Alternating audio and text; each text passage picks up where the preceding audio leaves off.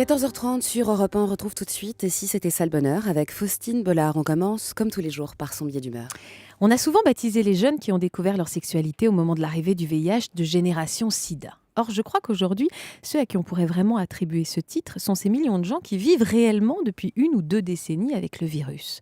Aujourd'hui, plus qu'une simple expression, il existe bien une génération SIDA qui vieillit avec le VIH, avec tout ce que l'on peut mettre derrière le mot vieillir, à savoir voir son corps changer, comme tout le monde, apprivoiser le nouveau regard que l'on porte sur cet avenir qui s'amoindrit, comme tout le monde, accepter également d'être jugé comme un senior, de partir à la retraite, de voir les enfants s'éloigner, comme tout le monde. Sauf que non, quand on est séropositif, on ne peut rien faire vraiment comme tout le monde, même vieillir.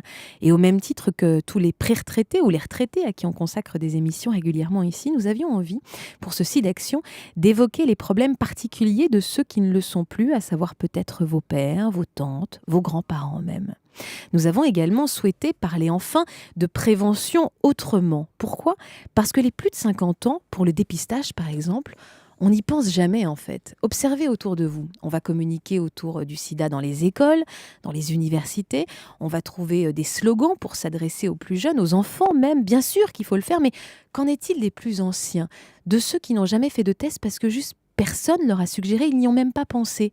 Pourquoi n'explique-t-on pas au quinquas, voire aux sexagénaires, comment utiliser un préservatif ? Parce qu'on imagine qu'ils n'ont pas de vie sexuelle, peut-être ?